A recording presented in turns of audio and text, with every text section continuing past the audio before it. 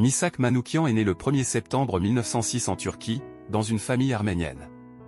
Sa jeunesse est marquée par les tensions politiques et sociales de l'époque, alors que les Arméniens étaient victimes de persécutions et de violences. Dès son plus jeune âge, Manoukian est témoin des injustices subies par son peuple, ce qui nourrit son engagement politique et son désir de lutter contre l'oppression. L'arrivée en France.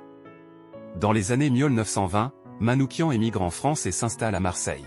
C'est là qu'il entre en contact avec la communauté arménienne et adhère au Parti communiste français, PCF. Son expérience en tant qu'ouvrier dans les usines de la région renforce ses convictions socialistes et le pousse à s'impliquer activement dans les mouvements ouvriers. La résistance. Après l'occupation nazie de la France en 1940, Manoukian rejoint la résistance. Il devient rapidement un membre actif des Francs-Tireurs et Partisans, FTP. Un groupe de résistants communistes engagés dans des actions de sabotage contre les forces d'occupation allemandes et le régime de Vichy. Sa détermination à combattre l'oppression nazie devient le moteur de son action. Le groupe Manoukian. En 1942, Manoukian forme le groupe Manoukian, composé principalement de résistants étrangers et juifs.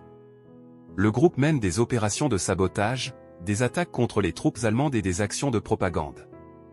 Leur lutte contre l'occupant nazi devient une source d'inspiration pour de nombreux Français. La traque et l'arrestation. La Gestapo intensifie sa traque contre le groupe Manoukian, qui est finalement démantelé en novembre 1943. Manoukian et ses camarades sont arrêtés après une série de dénonciations.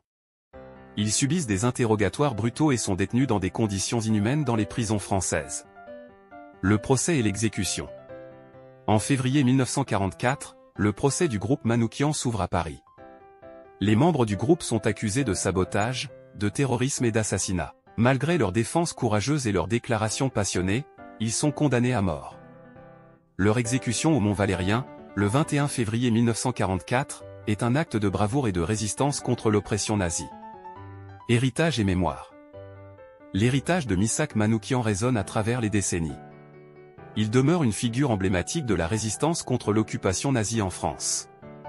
Son courage, son sacrifice et sa détermination continuent d'inspirer les générations futures.